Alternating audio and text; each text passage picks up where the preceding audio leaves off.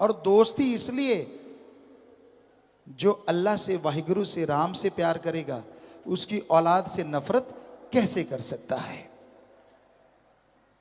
तो संत तो समझाते हैं, जो सुन के मान लेते हैं बेइंतहा खुशियां हासिल करते हैं, और जो नहीं मानते वो खाली रह जाते हैं, दुखी रह जाते हैं।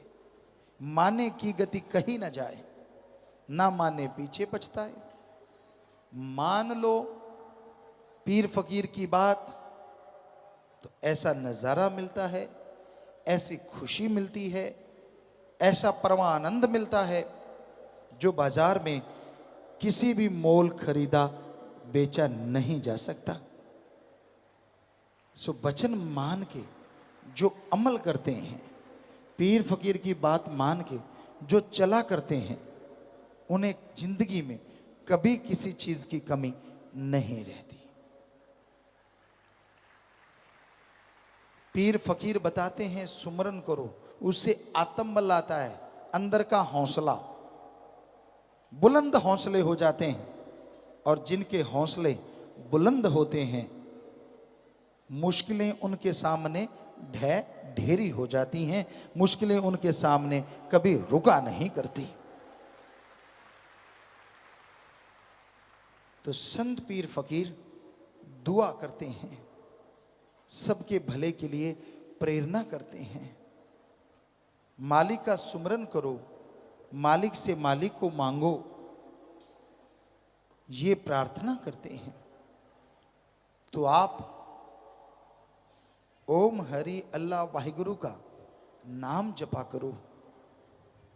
उसके नाम में बेइंतहा लज्जत है, आनंद है, स्वाद है, नशा है, खुशियां हैं, और इंसान मस्ती से माला माल हो जाता है। दुई द्वेष के चक्कर में मत पड़ो, क्यों किंतु परंतु के झमेलों में मत पड़ो। वचन सुनो और वचन मानो। तो जैसे जीवन बीमा होता है, वैसे आपकी आत्मा का बीमा हो जाएगा।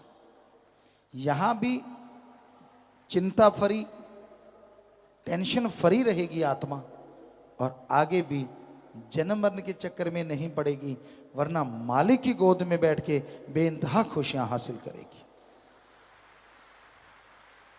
तो परम पिता परमात्मा का नाम लेने में बड़ी लज्जतें हैं, बड़ी खुशियां हैं, बड़ी बरकतें हैं।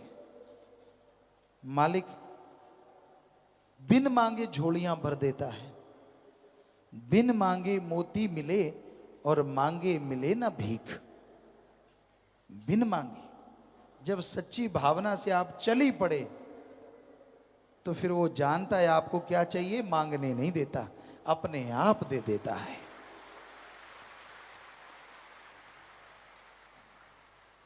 जिमीदार और एक मिस्त्री कारपेंटर की दोस्ती, बेहद दोस्ती। और जिमीदार का अगर चारपाई टूटी पड़ी हो और मिस्त्री चारपाई ही बनाना जानता है, तो वो जिमीदार के घर जाएगा।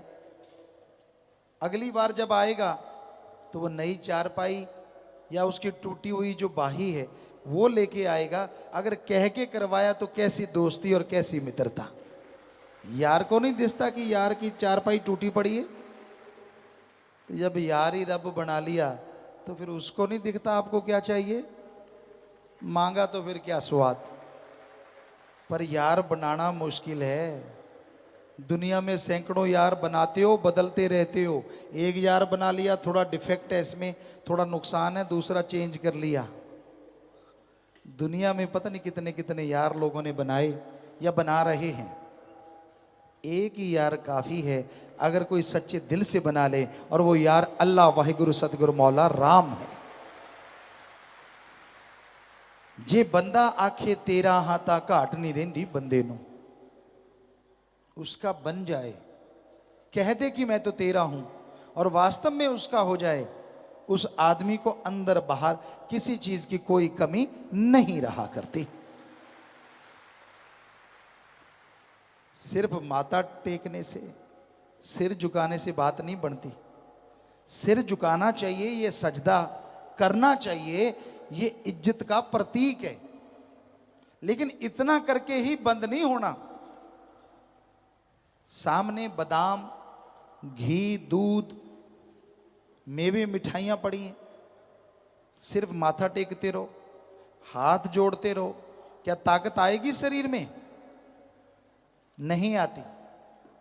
अब खाओगे, स्वाद भी आएगा और अंदर जाएंगे तो ताकत भी आएगी। उसी तरह अल्लाह वाहिगुरु है और उसका नाम है। सिर झुकाओगे, सजदा करना, तो उसको खाने में आसानी रहती है कि आपके अंदर भावना है। और जैसे राम का नाम, वाहिगुरु का नाम खाओगे, यानी जाप करोगे, तो स्वाद भी आएगा और जब अंदर जाएगा तो अंदर बाहर से ताकत से भी माला माल कर देगा। बातों में वक्त ना गुवाओ, दिखावे के चक्कर में मत पड़ो, बल्कि शुद्ध भावना से, शुद्ध विचारों से आप प्रभु के नाम का सुमरन किया करो। मालिक से मालिक को मांगते हुए आगे कदम बढ़ाया करो। सेवा सुमरन करते हुए, शुद्ध भावना पे चलते हुए आप मालिक की तमाम बरकतें हासिल कर सकते हो, उसकी दया में रहमत हासिल कर सकते हो, परमा आनंद हासिल कर सकते हो। कोई ऐसी खुशी नहीं जो मालिक का नाम ना दे। मालिक की तमाम खुशियां आपको मिलेंगी अगर आप मालिक के नाम से जुड़े रहेंगे, मालिक के नाम का सुमरन करते रहेंगे। प्यारी साथ संगतियों, गुरु, गु का मतलब अंधकार और रू का मतलब प्रकाश।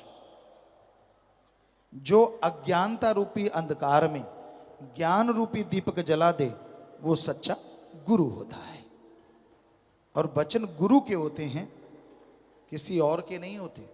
आप कईयों से और वचन करवाने लग जाते हो, मेरे लिए वचन कर दे, मेरे लिए वचन कर दे। इस पे हमें एक बात याद आती है। एक अपने सत्संगी सुनाया करते थे, कहता जी मैं किसी के घर चला गया, किसी बाबा को लेके, हृदय सिद्धि वाला बाबा। कहता है एक जैसी शक्ल थी हमारी, थोड़ी सी मिलती जुलती। तो हम चद्दर लेके बैठे थे, सर्दी का मौसम था, कंबल लिया हुआ था ऊपर। तो एक लड़की आई और उसने कहता बाबे की भलेखे मेरे पांव के हाथ लगा दिए और कहने लगी बाबा जी आशीर्वाद तो दो। कहता मैंने कंबल हटा के कहा बेटा आशीर्वाद लेना है तो बाबा उधर बैठा है, अगर मेरे से आशीर्वाद लोगे तो ये हाथ मेरे सिर पे घूमता रहा, मैं तो गंजा हो गया, और तेरे सिर पे रखता गंजी तू हो जाएगी। मेरे तो यही करामात है। सो ऐरे गहरे नत्थु खैरों से आशीर्वाद लेते रहोगे भाई तो गंजे ही होना है, और होना क्या है। जो खुद कर्मों का मारा है वो कहाँ से आपके कर्म सवार देगा। सारा दिन टेंशनों में, सारा दिन बीमारियों में, सारा दिन परेशानियों में जो लटका रहता है, आपको कहाँ से अनामी देश दिखा देगा। अनामी देश दिखाने वाला आपके अंदर बैठा है। गुरु पीर फकीर सच्चा वो है जो अनामी देश और अनामी वाले से मिलाने का रास्ता बता देता है कि ले भाई नाम, ले भाई गुरुमंत्र, ले भाई कलमा, और मालिक से दुआ करके आशीर्वाद ले जा और सुमन करना। यकीनन तेरा मालिक तुझे तेरे अंदर से दर्शन देगा और खुशियों से माला माल कर देगा। तो इसलिए गुरु पीर फकीर की सुनो और अमल करो, अकल का दखल कभी न दो।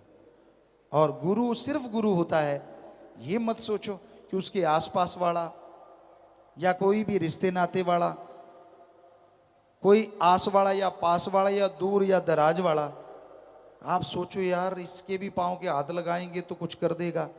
गुरु को सिर्फ उसका गुरु ही गुरु बनाता है। किसी और के पास ताकत 100 में से आधा पैसा तो क्या 0 पैसा भी नहीं होती किसी के भी पास, चाहे वो कोई भी क्यों ना हो। इसलिए हमेशा याद रखो वचन गुरु के होते हैं, क्योंकि उसको गुरु ने ताकत दी होती है, आशीर्वाद उसका होता है। इसलिए पाखंडों में मत पड़ा करो, ढोंगियों के चक्कर से बच के रहा करो, ढोंग डकोसले करने वालों से सावधान रहा करो, वरना करी कराई भक्ति माटी में मिल जाएगी, दोजक में जाओगे, दुखी रहोगे, परेशान रहोगे। कई ऐसे भी महानुभाव सेवादार बनते हैं जो सत्संग में नहीं आते, गुरु पीर फकीर के दर्शन तक नहीं करना चाहते, और किसी आदमी में इतने मोहित हो जाते हैं, इतने पागल हो जाते हैं कि मेरा तो सब कुछ यही है, तो सब कुछ तेरा भी बर्बाद और उसका भी बर्बाद। क्योंकि अंधा गुरु अंधा चेला, नरकों में धकम धकेला। गुरु कहता है पहले नरक में मैं घुसूंगा, चेला कहता मैं घुसूंगा, चक्कर पड़ा रहता है नरक में जाने के लिए। इसलिए जो रूहानियत के सच्चे संत पीर फकीर होते हैं, उनकी बात सुना करो, उनके वचन माना करो। उनके अलावा किसी के वचन नहीं होते, सवाल पैदा नहीं होता। गुरु ही गुरु को नवाजता है, गुरु ही वचनों का अधिकारी होता है, और किसी का कोई वचन नहीं होता। ये हमेशा दिमाग में याद रखा करो। तो भाई, संतों का काम सच बताना, मानना ना मानना आपकी मर्जी।